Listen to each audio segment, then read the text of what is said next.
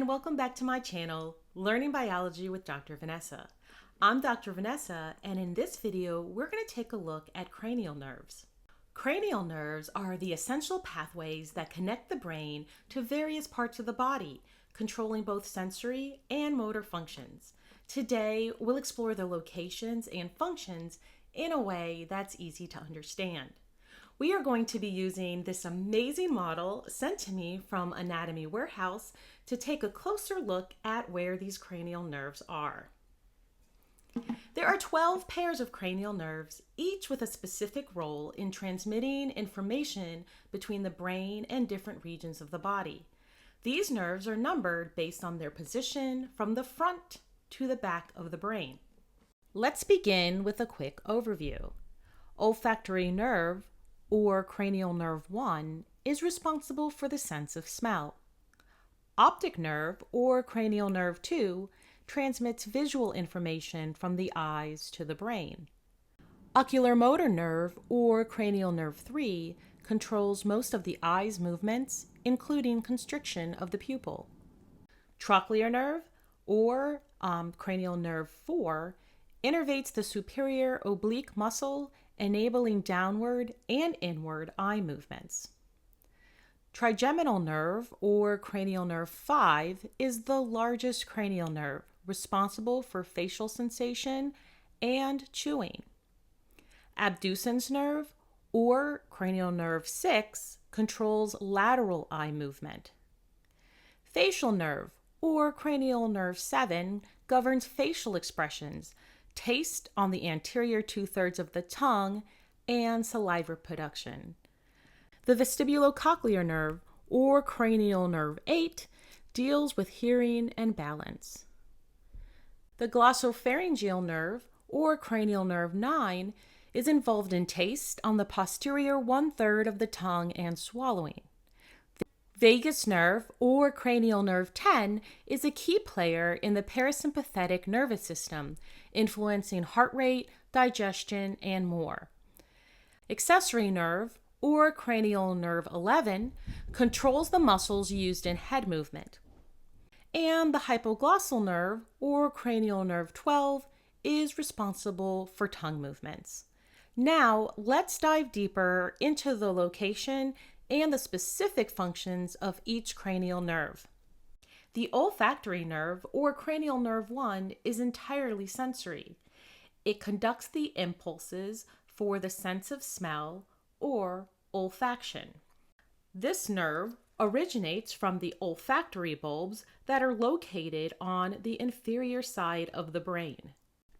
The optic nerve, or cranial nerve 2, is also entirely sensory. It contains axons that submit impulses that are necessary for vision processing. This nerve starts at the retina, which is in the back of the eye, and then the fibers will cross at the optic chiasma. Let me hold this right here, at the optic chiasma, and then it's going to project those signals to the occipital lobe. The oculomotor nerve, or cranial nerve 3, the trochlear nerve, or cranial nerve 4, and the abducens nerve, or cranial nerve 6, are all motor neurons that are involved in controlling the muscles of the eye so that the eye can move. The oculomotor nerve, which you can see right here, that says 3, is going to emerge from the midbrain. And this nerve is going to play a crucial role in controlling most of the eye's movement, including up, down, and an inward motion. It's also responsible for controlling the constriction of the pupil and the opening of the eyelid.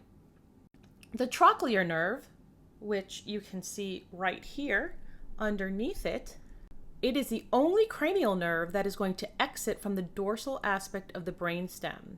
It innervates the superior oblique muscle, which is responsible for the downward and inward eye movements. This muscle is particularly important while looking down. The abducens nerve is going to be right here, and this is going to originate from the junction of the pons and medulla. Its primary role is to control the lateral rectus muscle, which abducts the eye or moves it outward away from the midline. We skipped over cranial nerve number 5 in order to keep the motor neurons for eye movement together. So let's move on to cranial nerve number 5, which is the trigeminal nerve.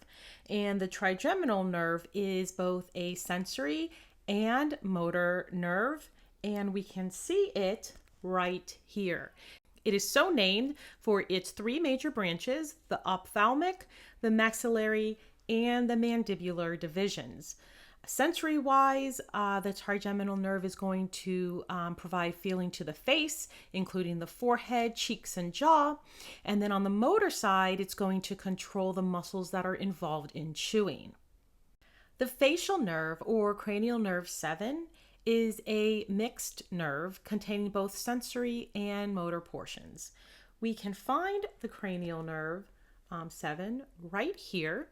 And it emerges from the lower part of the pons and travels through the temporal bone, eventually branching across the face. Motor-wise, it has the ability to control facial expressions like smiling and frowning. It also innervates both the salivary and lacrimal glands to produce saliva and tears. Sensory-wise, it provides taste sensation to the anterior 2/3 of the tongue. It also relays touch, temperature, and pain sensations from the ear canal, and proprioception from the muscles of the face and scalp. The Vestibulocochlear Nerve, or cranial nerve 8, is a sensory nerve that is split into 2 branches: the vestibular nerve and the cochlear nerve.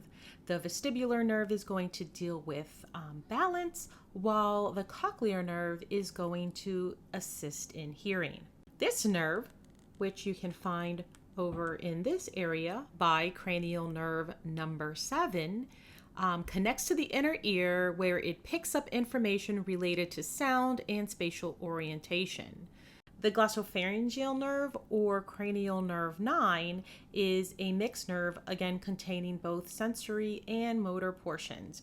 It originates in the medulla, and we can see it right over here. So it originates in the medulla, and it has several important functions. It is involved in taste sensation from the posterior 1/3 of the tongue. It helps in swallowing, and it contributes to the gag reflex. Additionally, it plays a role in monitoring oxygen and carbon dioxide levels in the blood and influencing respiratory rate. The vagus nerve, or cranial nerve 10, is one of the most important nerves in the parasympathetic nervous system. It affects many organs. The vagus nerve is actually also a mixed nerve containing both sensory and motor portions. It also originates from the medulla. We see it right here underneath the glossopharyngeal nerve, and it extends down into the thorax and abdomen. It influences heart rate, digestion, and speech. It also provides sensory information from the internal organs. The accessory nerve, cranial nerve 11, is a motor cranial nerve. It arises from both the medulla and the upper spinal cord. You can see it right here. Sorry, these are mirrored on my camera, so it's backwards, but this does say 11, and this is where cranial nerve 11 is. It controls the sternocleidomastoid and trapezius muscles, enabling head rotation and shoulder shrugging.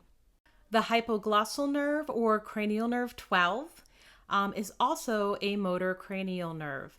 It emerges from the medulla, and we can see it right here. It is going to emerge from the medulla, and it's going to innervate the muscles of the tongue, allowing for movements crucial to speech, swallowing, and food manipulation. So to recap, the cranial nerves are vital links between the brain and the rest of the body, each with a unique role in sensory and motor function. I just want to thank you so much for watching my video. I hope that this video helped you grasp the basics of the cranial nerves, their locations, and their functions. I also want to send another shout out to Anatomy Warehouse, who sent me this beautiful model to be able to use. I know that in this video we focused on the cranial nerves. We're going to be using this model in other videos to show more about the brain and its functions. Another nice feature about this model is it has a great base to be able to set the brain on and keep it nicely stored. So I really like that base. Don't forget to like, subscribe, and share this video with anyone interested in learning more about how their body works.